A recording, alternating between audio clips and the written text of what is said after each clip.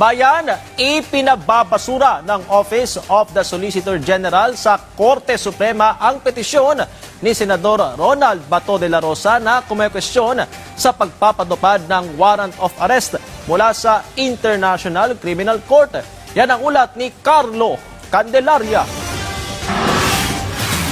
Sa komentong inihain ng Office of the Solicitor General o OSG sa Korte Suprema, sinabi nitong maaaring ipatupad ng Executive Department ang arrest warrant ng International Criminal Court o ICC laban kay Senador Ronald Bato de la Rosa sa ilalim ng Republic Act 9851. Ipinaliwanag ng OSG na sa ilalim ng Section 17 ng naturang batas, pinapahintulutan ang mga otoridad na isuko ang isang akusado sa isang international court kung may umiiral ng investigasyon laban dito. Ayon pa sa OSG, hindi na kailangan ng hiwalay na warrant mula sa mga lokal na hukuman upang maaresto ang senador sa bansa. Nilinaw din ang tanggapan na hindi saklaw ng regular extradition rules ang kaso ni De La Rosa.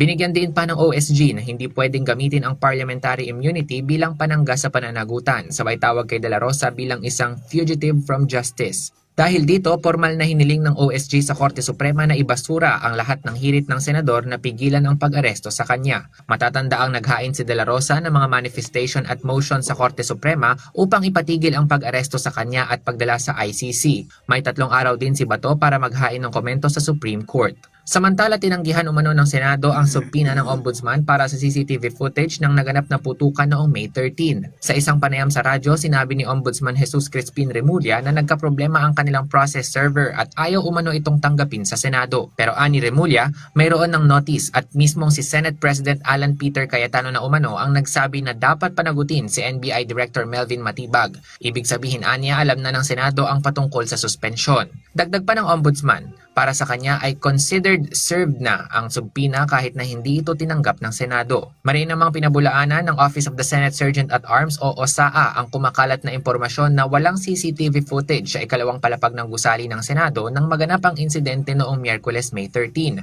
Ayon kay Senate Sergeant at Arms Mau Aplasca, gumagana ang CCTV system sa loob ng Senado nang maganap ang insidente. Noong May 14, formal na tinanggap ng OSAA ang kahilingan mula sa PNP-CIDG Regional Field Unit NCR para sa mga kopya ng CCTV footage. Agad naman itong ibinigay ng OSAA sa pamamagitan ng Integrated Electronics and Technical Section nito. Isinagawa rin ang pagkuha at turnover ng mga CCTV recordings sa ng PNP. Carlo Luis Candelaria para sa Pambansang TV sa Bagong Pilipinas.